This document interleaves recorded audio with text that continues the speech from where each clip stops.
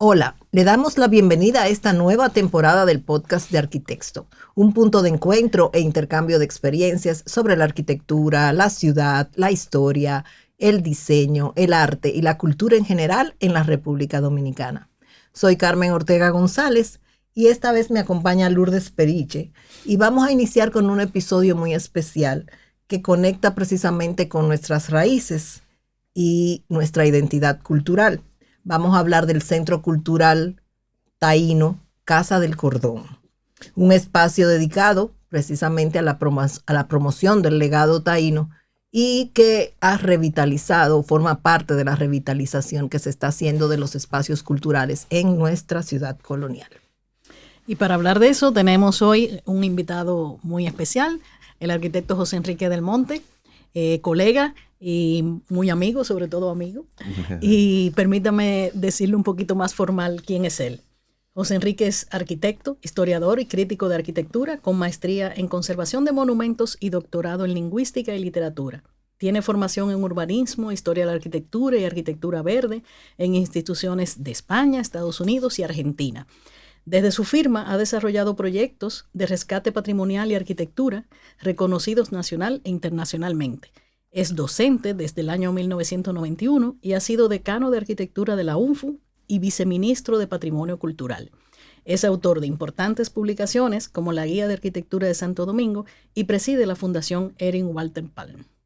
No dijiste lo más importante, que soy colaborador permanente de arquitecto. Para mí eso es fundamental. Yo lo iba a agregar porque con José Enrique, bueno, aparte de que tenemos una historia, ¿verdad? Desde las aulas, desde los talleres de la Universidad Nacional Pedro Enrique Urella, compartiendo muchas cosas.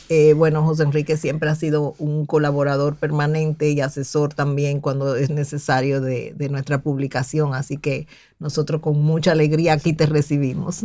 Bueno, aquí estamos. Ayer español nací, en la tarde fui francés, en la noche etíope fui. Hoy dicen que soy inglés, no sé qué será de mí. La copla del padre Vázquez refleja el vaivén identitario del pueblo dominicano. A finales del siglo XIX, lo indígena emergió como símbolo de resistencia y autenticidad frente a las injerencias extranjeras. Un ideal que encontró eco en las artes. Hoy, el Centro Cultural Taíno Casa del Cordón recoge ese legado y lo convierte en experiencia viva, revalorizando nuestras raíces desde una museografía sensible y contemporánea en un inmueble patrimonial. No sé, siempre me gusta como este tipo de cosas, empezar como con la historia y sobre todo de lo que se trata, ¿verdad? De la intervención en este inmueble colonial. Un poco para el que no conoce mucho, qué es la Casa del Cordón y qué importancia o relevancia tiene dentro de ese conjunto monumental. Bueno, yo creo que la Casa del Cordón es uno de los emblemas de la arquitectura inicial de la ciudad de Santo Domingo en su fundación a inicios del siglo XVI.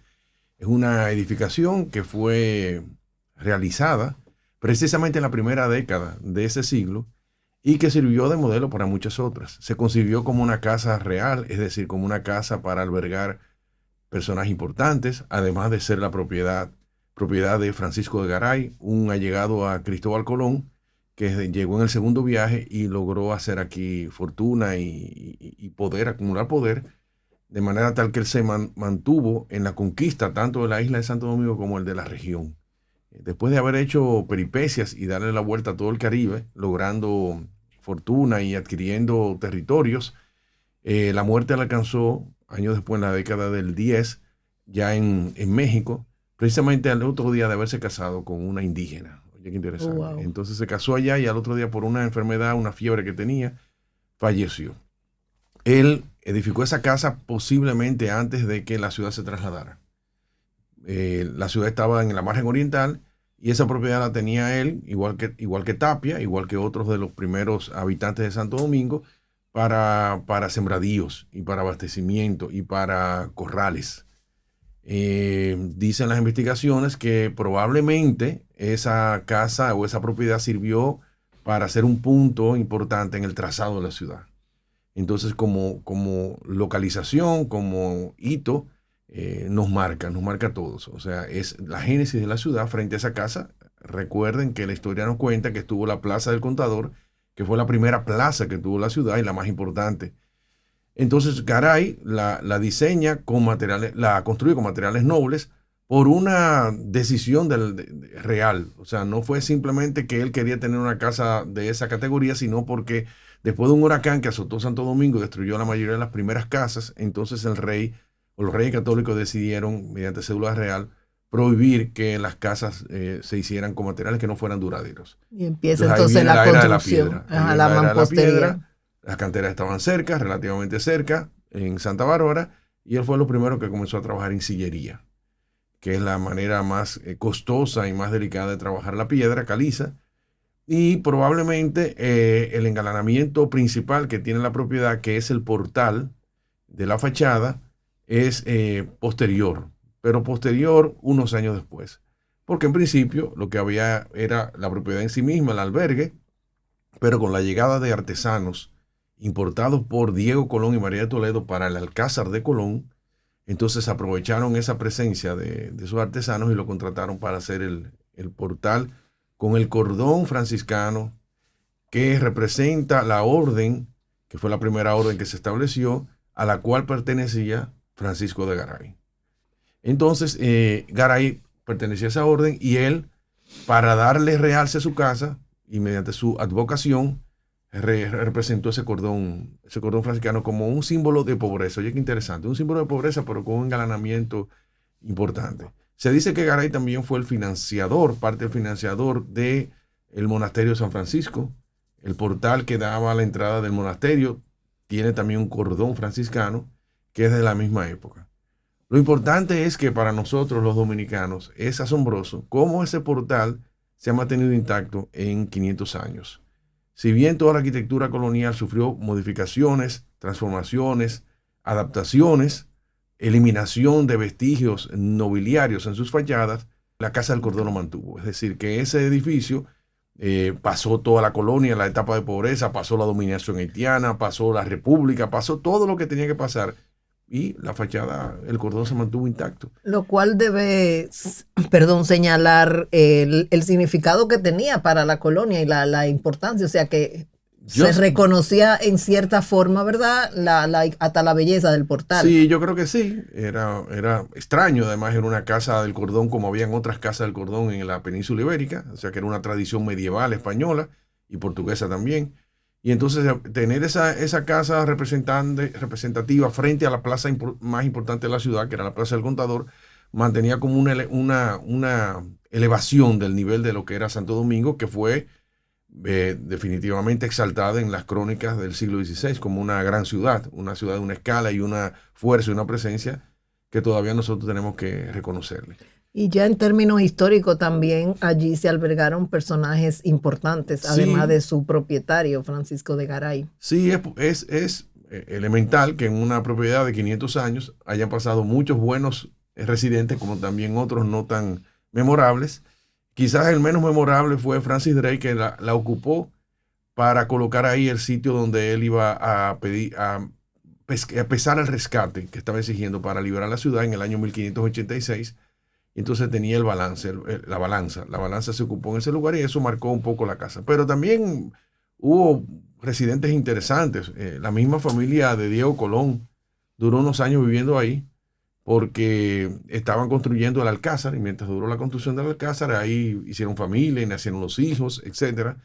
Y fue un albergue para ellos porque la clase política local no era de los colonos, o sea, de la familia Colón, porque ya Colón había caído en desgracia. Diego, recordemos que lo que había reclamado el título de la gobernación como hereditario según las capitulaciones de Santa Fe, que nunca se las reconocieron a Cristóbal Colón. Y dado que María de Toledo, que era su esposa, era una de las casas más importantes de España, dado que ella impulsó ese reconocimiento, finalmente le dieron Santo Domingo como gobernanza y le restituyeron el título de virrey, el segundo virrey de América. Entonces él tuvo un virreinato nominal, porque en la práctica había una administración que estaba dirigida por la Real Audiencia, que se estableció, y por la Casa de Contratación, y por un tesorero real, que era Miguel de Pasamonte, que era su enemigo personal. Entonces fue un gobierno compartido, pero eso no significa que él no tuvo trascendencia política ni impulso para la propia colonia. Cuando hablamos de Santo Domingo, hablamos de Nicolás de Obando, pero Nicolás de Obando apenas tuvo 8 años, de los cuales los primeros 3, 4 años fue adaptación. Quien realmente fue el testigo y el impulsador de lo que es la ciudad colonial de Santo Domingo en sus primeros 20, 30 años fue Diego Colón. O sea, Diego Colón fue el que disfrutó de la gran riqueza de la ciudad hasta el momento de perder importancia, cuando, por supuesto, hubo competencia con los nuevos territorios americanos. Las nuevas colonias. Entonces, bueno, la casa es importante históricamente. No, ya yo veo que podríamos dedicarle el episodio a la Casa del Cordón, pero justamente ya llegando al día de hoy, pues queremos hablar del museo. Y cuéntanos cómo surge la idea de hacer allí un centro cultural y cuáles instituciones participan. Muy bien, mira, esa Casa del Cordón en el año 70, 72 estaba bastante arrabalizada, bastante ocupada por muchísimos usos distintos, tanto habitacionales como comercio de menor calidad. Estaba en su peor momento. Entonces, dentro del proyecto de rescate de la ciudad colonial de Santo Domingo, impulsado por el gobierno dominicano de esos años, a través de la Oficina de Patrimonio Cultural, esa casa estaba en proyecto de rescate, como las casas reales, como muchas otras. El Banco Popular, que tenía las oficinas en la esquina, en el frente, se acercó para contribuir con el rescate de esa propiedad a cambio del usufructo y utilizarla para que fuera la sede de las oficinas corporativas, es decir, la presidencia, vicepresidencia, el salón del consejo, etcétera. Y entonces eso fue el acuerdo que se hizo. Ellos financiaron la restauración, la dirigió la misma Oficina de Patrimonio Cultural a cargo los trabajos directamente de Teodulo Blanchard y un equipo de consultores importantes. Fue una transformación y muy significativa porque fue volverle a colocar a ese inmueble la imagen posible que tuvo originalmente, de acuerdo a los rasgos arqueológicos de los muros, de acuerdo al estudio de la arqueología y también a las imágenes de grabados que habían anterior al siglo XX, cuando a principios del siglo XX fue su máxima transformación. Entonces, el arquitecto Blanchard con su equipo decidieron eliminar huecos, comenzar a volver a colocar los huecos que podrían haber tenido el diseño de lo que era una casa austera española, castellana, de esa época, y eso fue lo que se logró, y dejar en vista, en la piedra, rescatarle en su magnitud el portal. Interiormente se aplicaron materiales en pisos, se eliminaron muros que no tenían que venir, etcétera, engalanamiento por todos los lados, pero siempre fue con un criterio bastante simple, bastante sencillo, como se supone que era la vida en los primeros años de la colonia. Esa casa fue del Banco Popular durante mucho tiempo, hasta que en el año 1992, ya el banco traslada su oficina corporativa a la Torre Popular de la Máximo Gómez con John F. Kennedy. Fíjense que en ese nuevo proyecto, esa torre, diseñada por Pedro José Borrell, se replicó el portal en piedra a una escala descomunal como vínculo histórico y afectivo que tiene el Grupo Popular con la Casa del Cordón, porque fue la génesis de su gran desarrollo, y así lo dijo su presidente en el momento de la inauguración de la Torre Popular. Entonces la casa comenzó a tener un uso secundario. El banco entregó el edificio que era su oficina comercial, ahí en la Isabel la Católica con Emiliano Tejera. Hoy en día hay algo de la Policía Nacional. Y entonces la casa, ahí se incorporó una pequeña sucursal que servía a toda la zona y oficinas ya de tipo administrativa. Pero ya en los años, principios de los 2000, 2001, ya venía rodando en el espíritu del grupo utilizar esa casa para fines culturales. Y de hecho así fue. Ahí hubo eventos interesantes, puestas en circulaciones de libros, actividades esporádicas, pero no como un proyecto como tal.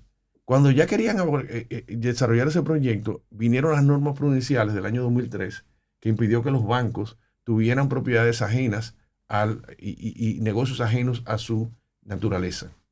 Entonces el banco lo puso en stand-by, se quedó con la propiedad en uso hasta mejores oportunidades. Incluso hubo momentos en que posiblemente debieron haberlo devuelto al Estado Dominicano porque ya no era parte de su objetivo.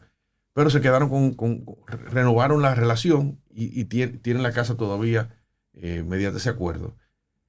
Paralelamente, antes de la pandemia, Manuel García Arévalo, de la Fundación García Arévalo, que es un reconocido coleccionista y arqueólogo, historiador dominicano de piezas prehispánicas, se acercó al banco para ver de qué manera el banco albergara parte de su colección. Entendiendo ya Manolito que venían años a futuro en que él no podía seguir a cargo de su propio museo y que es una colección que debiera ser expuesta de una manera más pública, a pesar de que él tiene su museo, pero de una manera más visible. Al banco le gustó la idea, llega la pandemia y eso quedó también en nebulosa. Y después de la pandemia, entonces vuelven y retoman las conversaciones informales, dándole vuelta a la idea. Y en principio se iba a diseñar un edificio auspiciado por el banco para albergar la colección de la Fundación García Arévalo, similar a lo que se hizo en la Basílica de Higüey con el Museo Altagraciano. Pero ahí primó de nuevo que se dieron cuenta que tenían una casa en el centro histórico, en la ciudad colonial, que no tenía el uso que ellos querían, y plantearon la posibilidad de que se juntaran ambas ideas, el museo y el rescate de la propiedad, pero había que saber si la museología se podía adaptar a una casa como esta, de una estructura tan rígida en su conformación. Y bueno, ahí todo el mundo trabajó para que eso sucediera y hoy en día tengamos el Centro Cultural Taíno, donde además de Manuel García Arévalo, en la museología, el propio José Mármol y todo su equipo de comunicaciones, y un equipo de museólogos españoles con Carlos de León y varias personas más, concibieron el proyecto.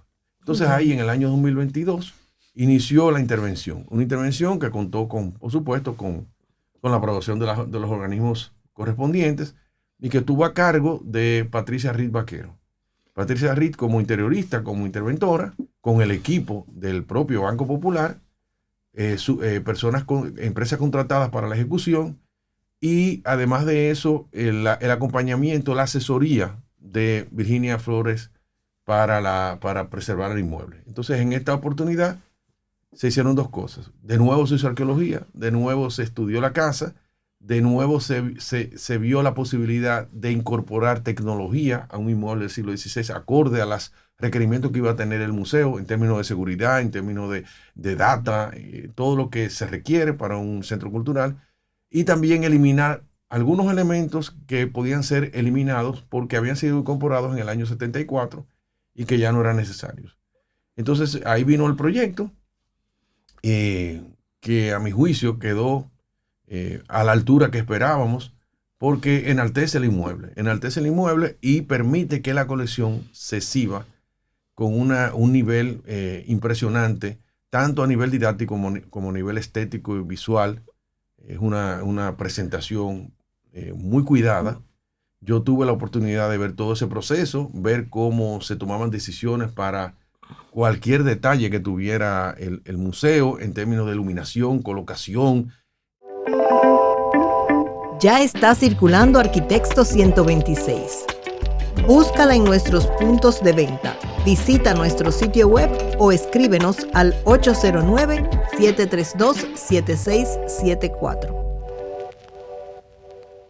En ese sentido ahí, bueno, nosotras que hemos estado ahí visitando, ¿no? Y en el museo, en el centro cultural, mejor dicho, porque tiene también un proyecto de animación súper interesante que tú, ¿verdad? Bajo tu asesoría se desarrolla.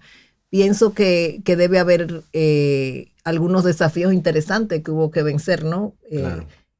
Vamos a decir, integrar todo lo que es una museografía contemporánea con tecnología de vanguardia a este inmueble colonial.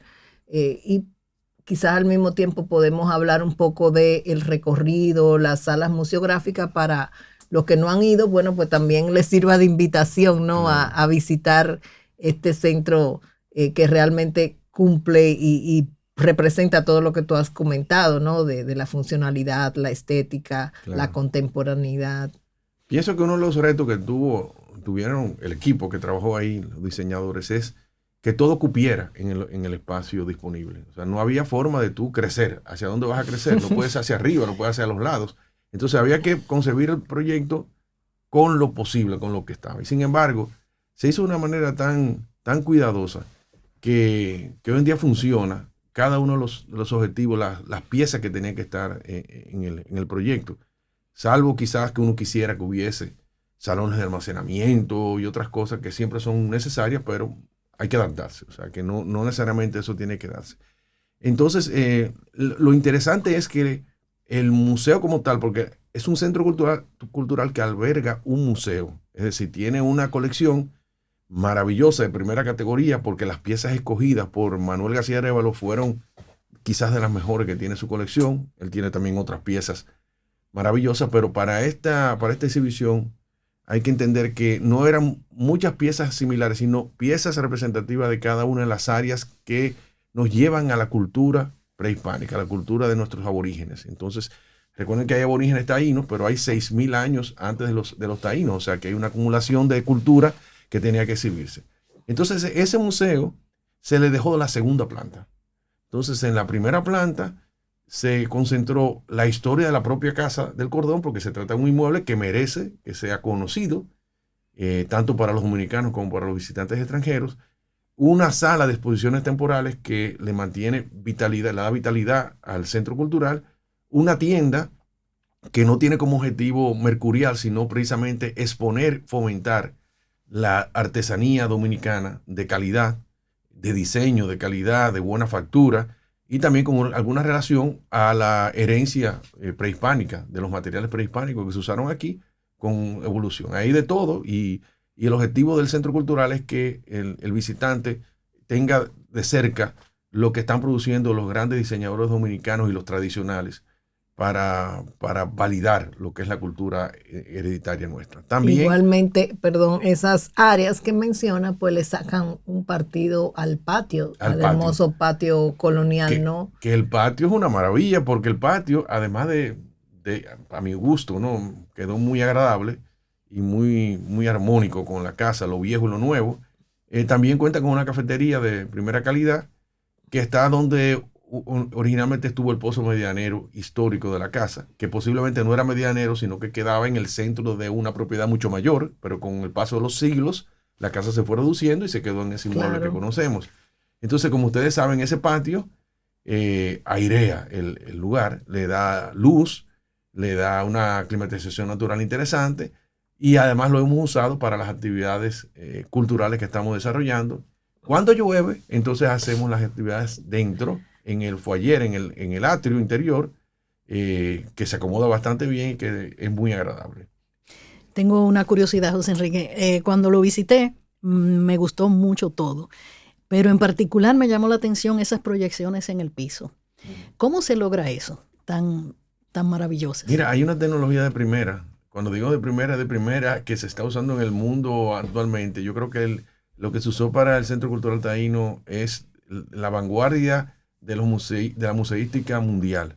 El equipo que trabajó los españoles, porque no solamente Carlos León, sino todo un equipo detrás que ha trabajado en muchos museos, tanto en España como en otras partes del mundo, incorporaron tecnología de todo tipo como la que tú mencionas. También que es simplemente mostrar en el piso al visitante algunas de las imágenes tradicionales de la cultura taína, pero también incorpora sonidos y también incorpora una maqueta interactiva en que los niños, todos los visitantes, podemos ver un asentamiento taíno 24 horas. Entonces se va viendo cómo la maqueta va generándose. Y hay un rompecabezas también. Había rompecabezas, porque se ha pensado en todas las edades. Y uno de los retos arquitectónicos fue incorporar la accesibilidad universal al lugar.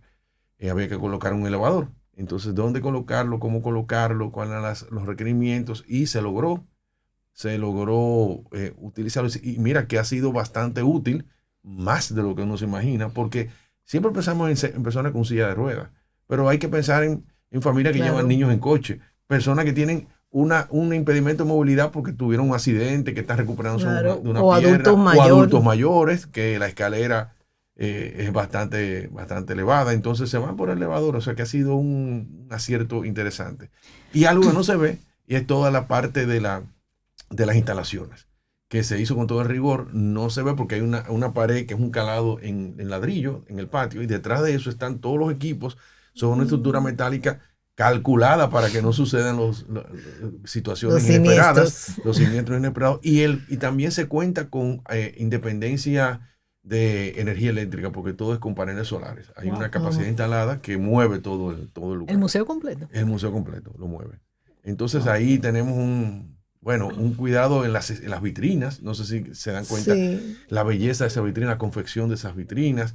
Que son independientes, o sea, no están sujetas al inmueble, o sea, que respetan la estructura colonial. Exactamente. Tienen también podríamos decir diorama, pero no es un diorama, son unos lienzos que son unas obras de arte donde unos artistas españoles recrearon la población prehispánica de diferentes etapas, y uno puede ver lo que está en esa imagen con lo que está viéndose como pieza exhibida. No hay piezas falsas en el sentido de representación, hay solamente dos, pero lo dicen, que son las cesterías, porque es muy difícil todavía que se haya conservado una cestería del siglo XVI, pero se trajeron cesterías de arahuacos del Orinoco actuales, que son las raíces de los nuestros. Entonces hay una tradición que se mantiene milenariamente y que, dado el vínculo, se trajeron para que el público pueda ver el tipo de trabajo que hacían. Y también señalizada, porque se entiende y lo dice que es una representación. Es interesante porque ya en ese segundo nivel vemos, por ejemplo, la sala de los arcaicos, como tú llamabas, o sea, la civilización antes de los taínos. Señores, sí, habían aborígenes antes.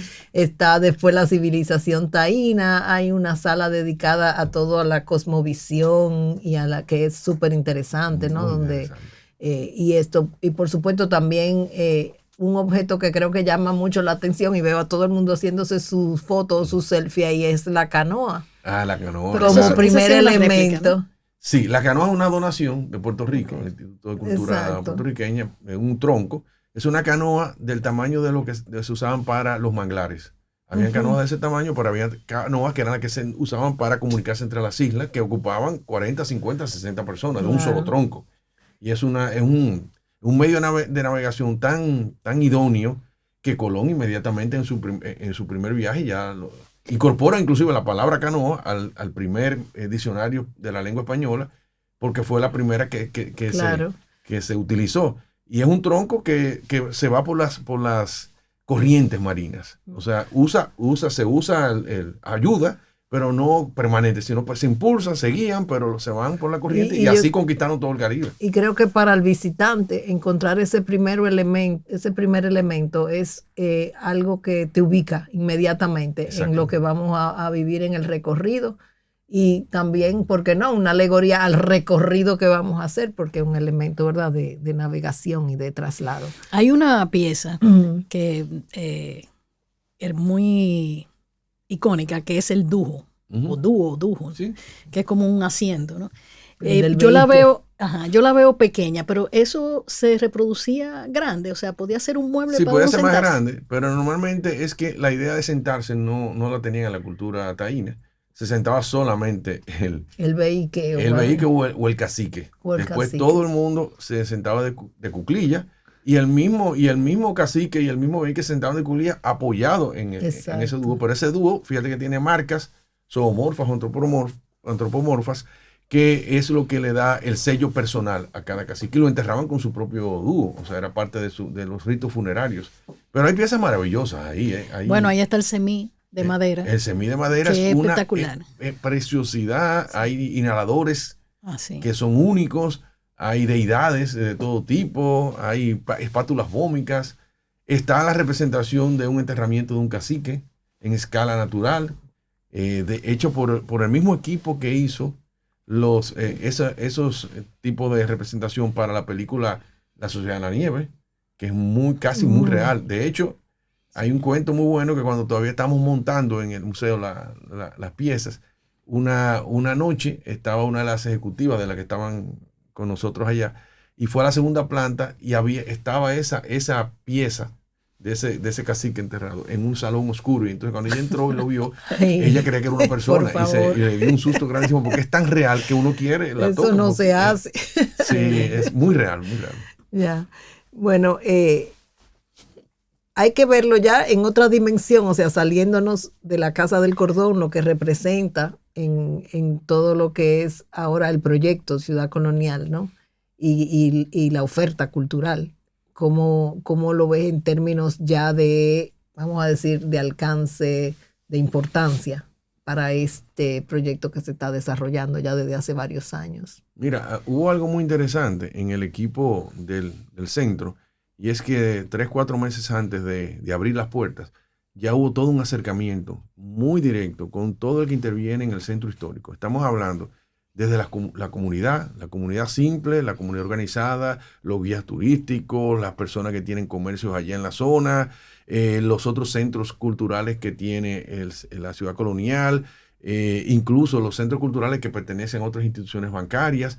Y hubo una reunificación y unos acercamientos para explicar en qué iba a consistir el proyecto, y con la idea de que nosotros veníamos a colaborar y a contribuir con una única oferta, que es la ciudad colonial.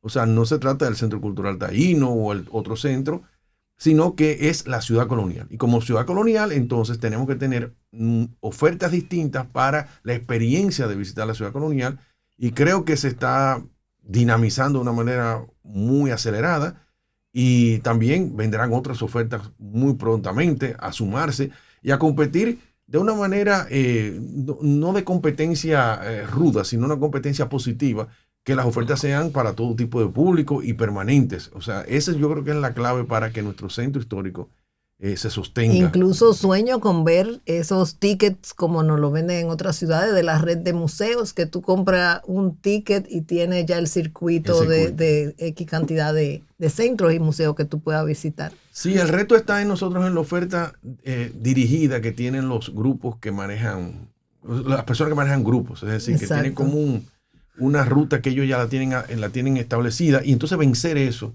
es lo más difícil. O sea, cómo hacerlos que entren a tal o cual sitio, porque ellos lo que quieren es que se haga rápido, para en esa velocidad acaparar varios grupos. Entonces, cuando tú vas a un centro cultural, a velocidad de crucero, vamos a llamarle así. Eso requiere un poco de tiempo, aunque es un centro cultural, una exposición que se recorre relativamente rápido. Si tú quieres hacerla rápido, lo puedes hacer. Es breve. O sea, es breve. Pero ese es el reto, que vayan y se incorporen. Por supuesto, el Grupo Popular, el Banco Popular, no tiene ningún interés económico en el centro. Hay un precio simbólico porque la gente tiene que pagar por algo para sentir que ha adquirido algo, la experiencia, porque es todo lo gratuito, a veces la gente no lo valora. Entonces, claro. Bueno, hay un aporte económico que se da, pero en base a los costos que tiene ese lugar, eso es insignificante.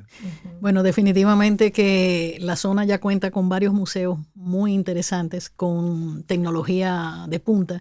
Y bueno, lo que le dijiste antes es muy cierto, ya yo lo conocí, pero hay que volver. Hay que volver, porque esa oferta de la tienda, que parecería que uno le está haciendo promoción, pero de verdad que ahí se ve artesanía de calidad, sí, de nuestro país. Y a veces hasta uno se sorprende con la calidad de las piezas que hay ahí, que para mí es parte del museo. Quizás Exacto. No las compro, pero también pienso, cuando tengo que obsequiarle a alguien, yo sé que voy a ir ahí a buscar alguna pieza. Está la galería de arte, que sé que va a tener itinerante, o sea, que van a tener diferentes exposiciones. Y bueno, ahora noté el café, porque me dijiste que hay una buena oferta en la cafetería. Sí, ya, yo lo probé. Yo lo probé el café. Ahí pudimos descansar un rato después del recorrido. Y bueno, yo creo que ya para ir cerrando, ¿verdad? Como la interesante conversación, poner de relieve lo que se puede lograr, ¿no? Con esa integración de revalorización del patrimonio, con una gestión cultural adecuada y con una valorización de lo que son realmente nuestras raíces o los elementos de nuestra identidad cultural, que creo que es uno de los mayores, si no el mayor aporte que hace el centro.